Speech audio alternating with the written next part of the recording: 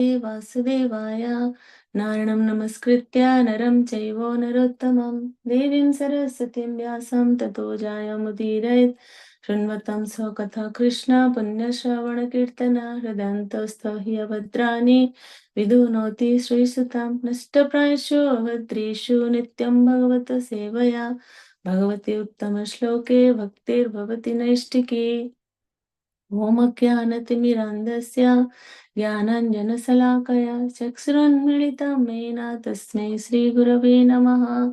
मूकं करोति वाचालं पङ्गुं लङ्घयते गिरिं यत्कृपातमहं वन्दे श्रीगुरुं दीनतारिणम्।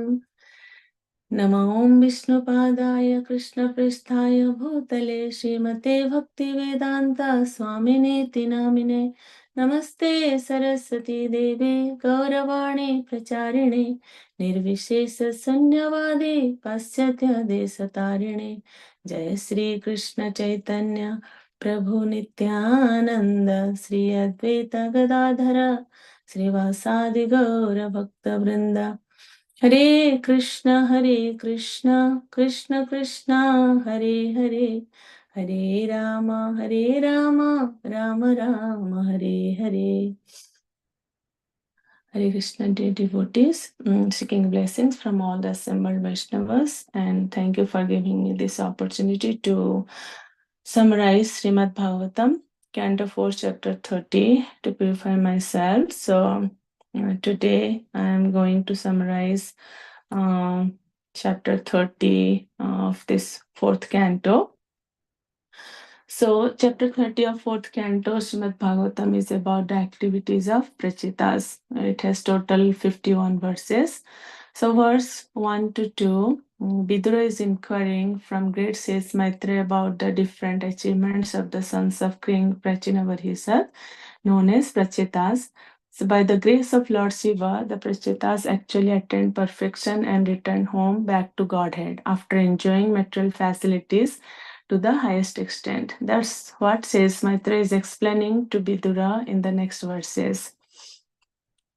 So, verse 3 states how the Prachitas perform severe austerity within the sea water to carry out the order of their father, and they chanted the Rudra Gita or songs of Lord Shiva offered to Supreme Lord Vishnu.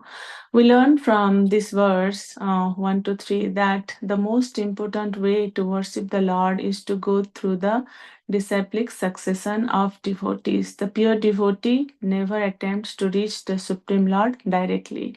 The duty of the subordinate Puranjana, that's the living entity, is to satisfy the Supreme Puranjana, that's Krishna, that is devotional service. In verse 4, it says the Prachitas performed austerity for 10,000 years, and then the Supreme Personality of Godhead appeared before them in his very pleasing form. So, in this verse, it describes that how in this Kali Yuga one can attain the same results simply by chanting the Hare Krishna Mahamantra. Because in Kali Yuga, the people of this age are so fallen that it's very difficult to perform this kind of severe austerity. So, the Lord is so kind to give us the Lord has given us the easiest method. Simply by chanting the Maha Mantra, Hare Krishna, Krishna Krishna, Hare Hare, Hare Rama, Rama Rama, Hare Hare, one can attain the same results. So, Kali Yuga, we don't have to perform severe austerity like going underwater and doing meditation there. Then, verse 5 to 7, it describes the appearance of personality of Godhead. So, when he appeared in front of the Prachitas, like he appeared with 8 arms. Usually, Lord comes in 4 arms, right? But here he's coming with 8 arms, and each arm is holding a particular weapon. The transcendental body of the personality of Godhead was covered by attractive yellow garments, and his neck was decorated with the jewel known as Kaustubha Mani. His head was decorated with a shining helmet and golden ornaments, and around the neck of the personality of Godhead hung a flower garland that reached to his knees. The bodily effulgence of the Lord dissipated all the darkness of the universe. He appeared on the shoulder of God Garuda, and he was surrounded by demigods, great sages, and other associates. So, from this, we can learn that there is no question of the Lord's being impersonal. He is always Himself. The Supreme Personality of Godhead and His associates are also persons. Each and every planet has some distinctive facilities. That is the beauty of the varied creation of the Supreme Personality of Godhead. So from verse 8, the Lord is saying, it's like in the verse 8, it's written, the Bhagavan, Sri Bhagavan Uvacha, that he is very much pleased by the devotional service of the Prachetas, and that too they did it together with mutual friendship, which pleases the Lord the most. So from this verse 8 to I think around 12, it's about what the Lord is saying. Okay, so from these verses, like from 8 to 10, we can understand that there is one and only one goal in Krishna consciousness. That's to achieve that. What is that? That is to achieve Krishna, to serve Krishna to one's best ability, to go back home, back to Godhead. Even though we saw that, like sometimes we are united and doing something together, but if different persons have different material goals, that will never make the Lord happy. That actually happens in the society of Krishna consciousness. Also, it's mentioned in the purport. Srila Prabhupada explains that this kind of disagreement happens in the society of Krishna consciousness also. Those who are actually engaged in the service of the Supreme Personality of Godhead cannot be disunited in any circumstance. How they will be disunited? Because if the mind is always fixed in Krishna, then in Krishna Bhavnamrit, then there is no second thought. And verse 9 and 10, the Lord is saying, those who remember the prachetas every evening of every day will become friendly with their brothers and with all other living entities. Those who will offer me the prayers composed by Lord Shiva, both in the morning and in the evening, will be given benedictions by me. So, here we learn about the parampara system. So if we follow the acharyas, we attain the same benefit as our predecessors. Example, there is no difference between hearing Bhagavad Gita directly from the Supreme Lord and following a personality like Arjuna, who formerly heard Bhagavad Gita directly from the Lord. So if we follow our acharyas, we'll get the same benefit. Verse 11, the Lord blessed the sons of King Prachinavarisa because they obeyed their father's orders. Here, so like the Lord is very happy. We can understand that how the Lord is happy not only from their severe austerities, but the Lord is very happy because they did it together. That's what pleased the Lord most. That's the cooperation. Then verse 12 to 16, the Lord blessed the Prachetas that they will have a nice son, and the Lord asked them to marry the daughter of heavenly society girl Pramlocha and Seskandu. Verse 13 describes how Indra was envious of Seskandu and sent the Apsara named Pramlocha to break his vows and austerity. However, Pramlocha, after her duty completed, she left the newborn child under the care of the trees. So, and we see that this one, like how the daughter was under the care of the trees, but the trees did not take good care of the baby girl. So, when the child cried in hunger, Chandra, the king of the moon, put his finger within the mouth of the child to satisfy her hunger. Question may arise how the Lord asked all of the brothers to marry one girl. Like we see here, the Lord bless the Pachitas, right, to marry the daughter of Pramlocha and Kandu.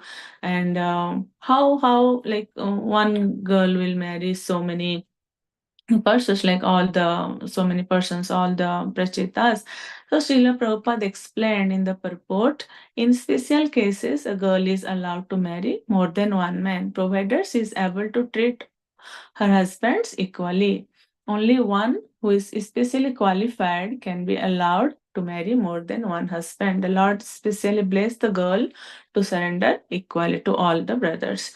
Then, verse 17 to 20, the Lord blessed all the Prachitas. They will enjoy all the facilities of this world as well as the heavenly world without hindrance and with full strength for 1 million celestial years, but still they will not be deviated from their transcendental loving service of the Lord. So we can learn from this 17 to 20 that a devotee has nothing to do with material happiness or distress. By devotional service, one is able to give up the influence of the three modes of material nature. The devotee always thinks of the Supreme Personality of Godhead as the proprietor. Therefore, the results of his business are offered to the Supreme Lord. When one is strongly fixed in devotional service, and free from all material attachment, uncontaminated by the material modes of nature, he becomes fit to return home back to Godhead. Krishna consciousness moment is therefore the greatest boon to humanity because it keeps one always engaged in Krishna's service. A total life in Krishna consciousness saves one from material contamination. One can chant the Hare Krishna Maha Mantra all day and night and never feel tired. If chanting is increased, it will come out new and fresh. Also, Bhagavad Gita verse 10.10 is quoted here. To those who are constantly devoted and worship the Lord with love, the Lord only gives the understanding by which they can come to Him. Then verse 21 till 42, the prachitas are purified due to it explains like how the prachitas are purified due to the presence of the Lord, and they're offering prayers to Him and offering their obeisances to the Lord again and again. So 21 to 42 is like how the prachitas are offering their prayers to the Supreme Lord. In those verses, the Lord is described as Purusartha Vajanam, the bestower of the ultimate goal of life. Whatever success we want in life can be attained by the mercy of the Lord. Like the Prachitas, all the contaminations of the material qualities of Rajas and Tamas completely disappeared. Similarly, when an unalloyed devotee chants the Hare Krishna Maha Mantra, he is also purified of all material contamination because the name of the Lord and the Lord are identical. The Lord can approach us more swiftly than we can approach Him with our mental speculation. Only by His causeless mercy can He be attained. Other methods will not be effective. Even though devotees engage in the material activities in the service of the Lord, he knows very well that material enjoyment for sense gratification has no use, and we have to fix our mind completely in the service of the Lord. So here examples are given: Prachitas, then Dhruva Maharaj. Right, the first at the beginning, like Dhruva Maharaj, the beginning he has some in his mind. He has some material desires, right? But when that's why he was meditating upon Lord. But when Lord appeared before him, everything is gone. He was totally surrendered to the Lord. He did not want anything else materially. And verse 24 explains beautifully how Vishnu is Visuddha Sattva. This verse explains what is the position of Lord Brahma, Vishnu, and Maheshwara. Lord Vishnu is described here as Visuddha Sattva, and his existence is completely free from the contamination of the material modes of nature. Sometimes we think of Lord Vishnu in the same category as Lord Brahma and Shiva. If we think like that, they are called as pasandis or faithless non-believers. How we can categorize like Lord Brahma? Brahma is actually living entity, but Lord Shiva's position is in between Brahma and Vishnu. He's neither in the living entities nor his supreme personality of God, and his position is very special. And the origin of all the creation is Lord Vishnu. And the origin of all the Vishnu tattvas is Lord Krishna. So sometimes we get confused Vishnu and Krishna. Like the simplest way how I understand is Krishna is Vishnu only, like a father, right? A father, when he's in office, is very strict, but when his attire is different, his attitude is different. But when the same father is at home, he's different, right? He behaves differently. He's very jolly. He's in playful mood. Same like Krishna at office is Vishnu, and Krishna when he is at home he's like Krishna. So Krishna is the origin of everything. Verse 26, the word Sarva Bhuta Nivashaya clarifies how Lord Vishnu lives in everyone's heart, directly witnessing our activities. You see, it's mentioned that how Lord Vishnu lives in everyone's heart. Same we know also, Krishna says in Bhagavad Gita 15.15, Sarvasya Chaham Hridhi Sannivista. Krishna, the same, we should not confuse about all those things. So, directly witnessing our activities and experiences, our desires. The Supreme Lord gives us the facilities to act in the way we wish. If a devotee with all confidence goes on discharging the prescribed duties of devotional service, he will ultimately attain success. The Lord is so merciful, He gives us opportunity to serve Him through His Archa Vigraha form. Example of in this verse, the example of Brahmana, if you remember, the example of Brahmana is given how he was not able to give, not materially opulent, so he was not able to, but he has a desire to offer, right? He has a desire, so mentally he was preparing the kheer, and when he thought that before offering to check whether the kheer is too hot to offer, he put his finger and his finger get burnt, and directly he was transferred to the he was back home, back to Godhead. So even though we offer something the Lord in our mind, the Lord accepts that. His Bhakta Vatsala. That's the Lord only sees the desire to serve Him and the love and the love and devotion. Material things, the Lord is like He has everything, right? He is always Satyasahasra Lakshmi is in His service. So what He needs from us? Nothing. Only as He is Bhakta Vatsal, He just sees His bhaktas love and devotion towards Him. He has everything. He's Atmaram. His complete by within Himself.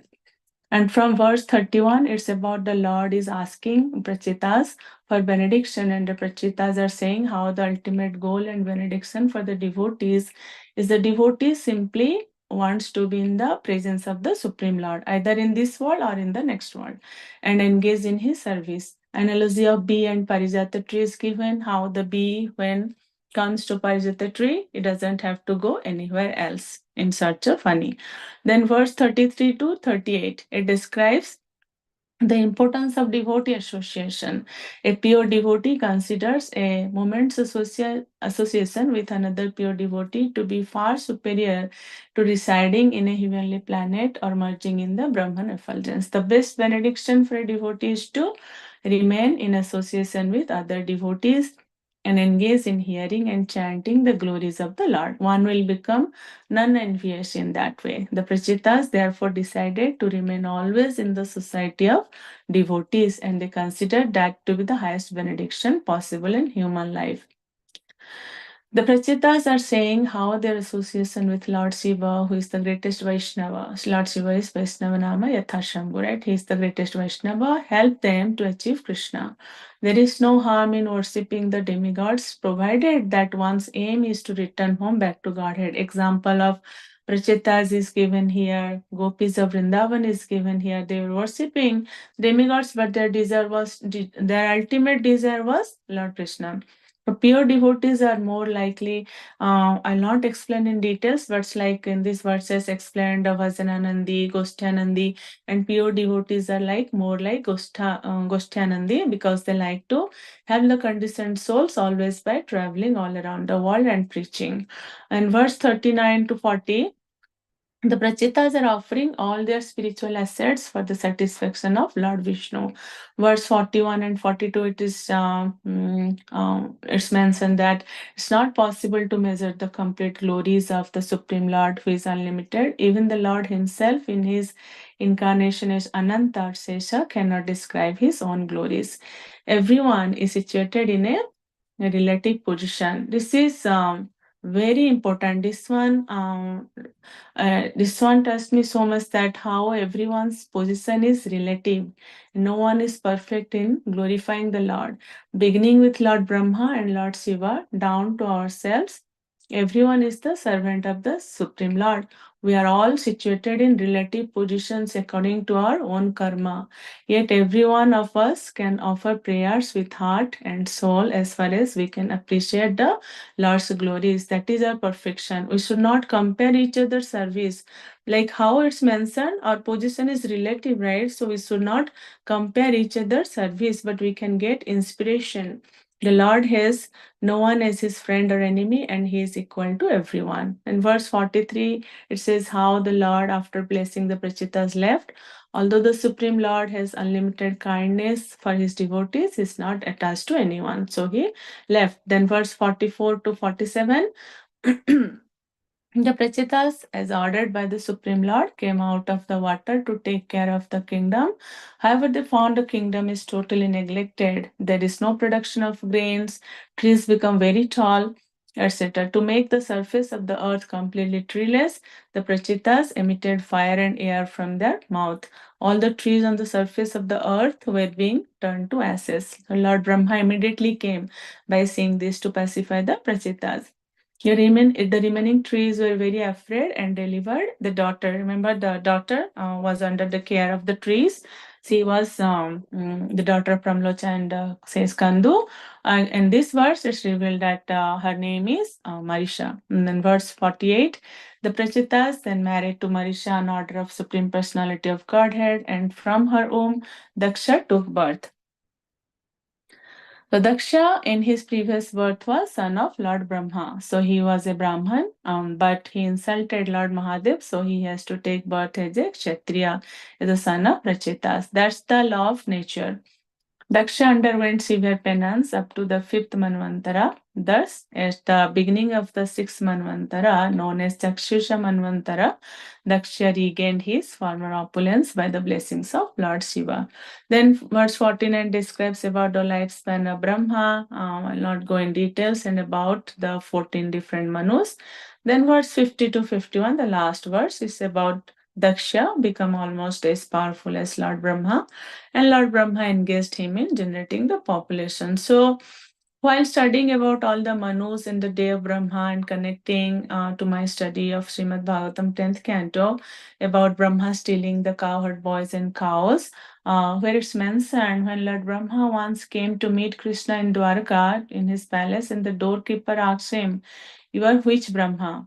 And when Krishna called all the different Brahmas from different universes, like there are Brahmas with 8 head, 10 head, 20 heads, even millions of heads. And by seeing all those Brahmas, that Brahma, he becomes so nervous.